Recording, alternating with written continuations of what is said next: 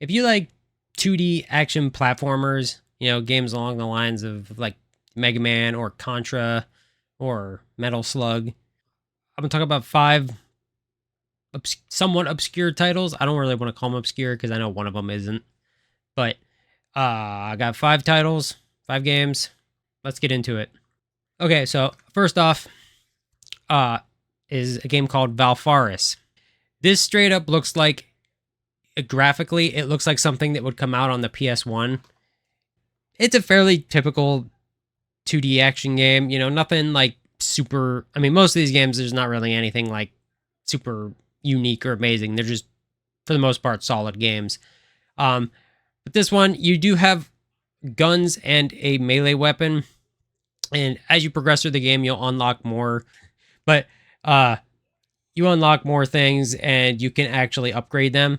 And if you watch videos of it online, there are some people that compare it to like Dark Souls, which I see what they mean to an extent, because it does have a little bit of difficulty to it. It's not like a cakewalk, but it's not like, I wouldn't call it Dark Souls hard. I mean, it does have its moments, but it does have like checkpoints that would be equivalent to like bonfires. And when you go to those checkpoints, that's when you have the option to like spend your points to upgrade your weapons and whatnot. And it's actually a fairly I don't want to say lengthy, but a decent length, and does offer a challenge. And I would highly recommend it. It is available on PlayStation and I think Xbox as well, though I don't think Xbox had a physical release. Xbox seems to get the short end of the stick, unfortunately, but it should be on there digitally. But I would highly recommend Valfaris if you're looking for like a 90s style 2D platformer, action platformer. However, on the complete opposite side of the spectrum is a game called Rad Rogers.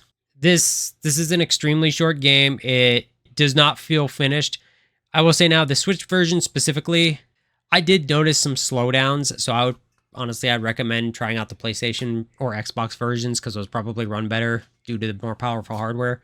The whole premise of the game is it's a very 90s style game where you play as Rad, and he's playing a game, and he and the console that he's playing on, which I think is supposed to like be a Super Nintendo, quote unquote, him and his console get sucked into the TV, into the game that they're playing, or that he's playing. The console comes to life, and he's kind of the sidekick with the like witty banter.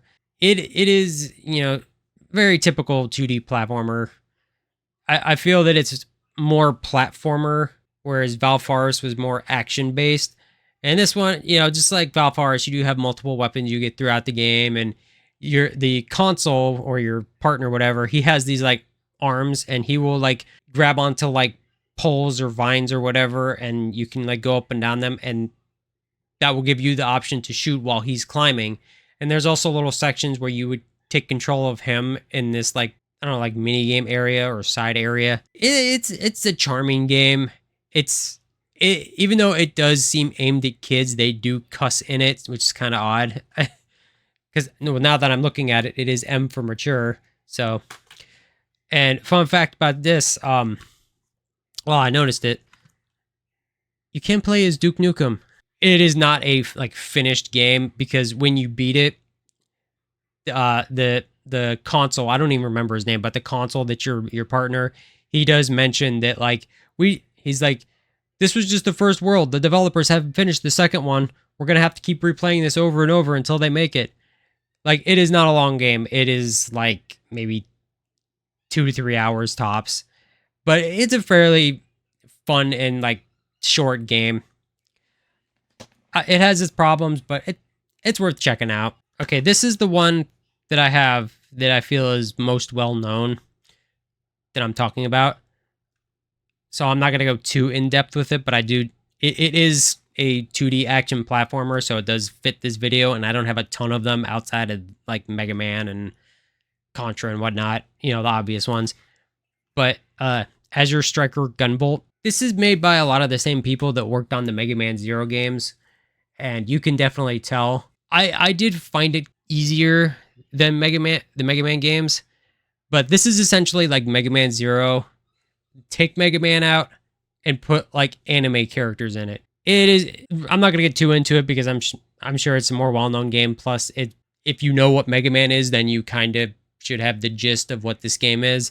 But it was fun. There was the one that I have on 3DS has the first two in it. There was a third one came out on Switch. I haven't picked that up yet, but they are fun. I would highly recommend checking those two out.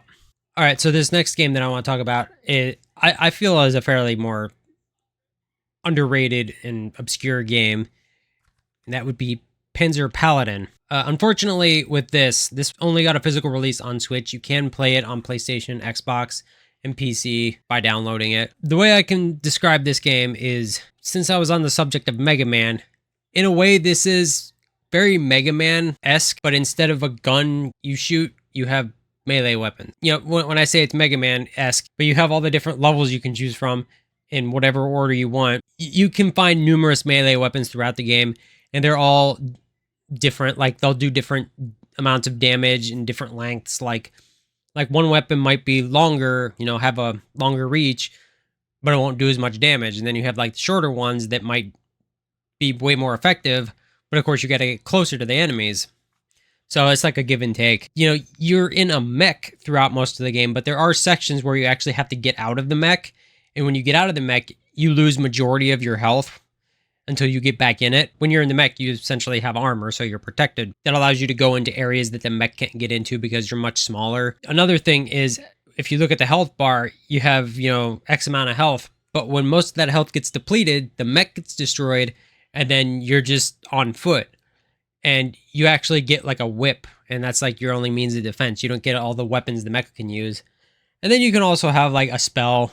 I usually just use heal most of the time because it's heal. But it was actually a really fun game. I was kind of surprised when I saw it. And it looks like it's something that could straight up just be on the original Nintendo. I would highly recommend it if you're a fan of like NES action platformers like this, because I think you'll be right at home playing this game. All right, this is the last game I'm going to talk about. And it's probably one of my favorites just because I think it's the most unique. It is action based, but you're not just like shooting enemies or smacking them around. But I do also like it because it is a retro game, and I grew up with the older consoles, so it's probably why I'm partial to this.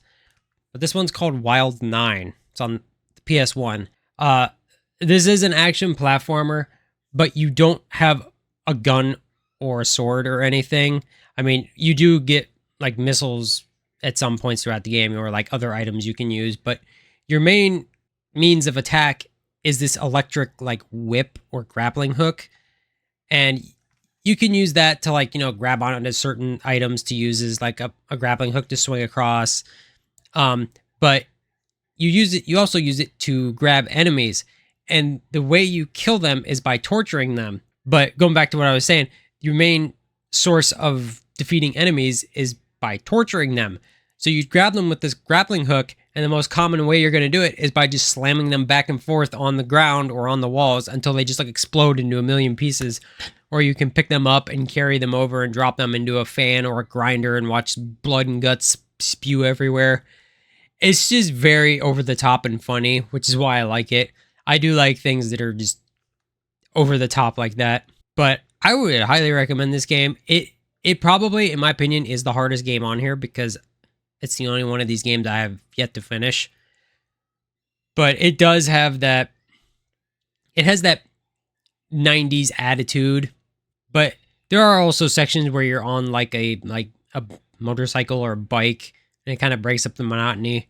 But it was a very different and kind of unique game. You know, nothing like spectacular. I just like the idea of beating the shit out of the enemy. I would highly recommend it. It's honestly, it's not even that expensive at the time of this video anyway. But if you're looking for a solid PS1 platformer, I would highly recommend this. It's not like a AAA game, but it's not like a F tier game. Like, it's a thumbs up. I'd highly recommend it. So yeah, that was 5 action platformer-esque games. 6 technically, because the Azure Striker Gunvolt has 2 on it, which I probably should have mentioned.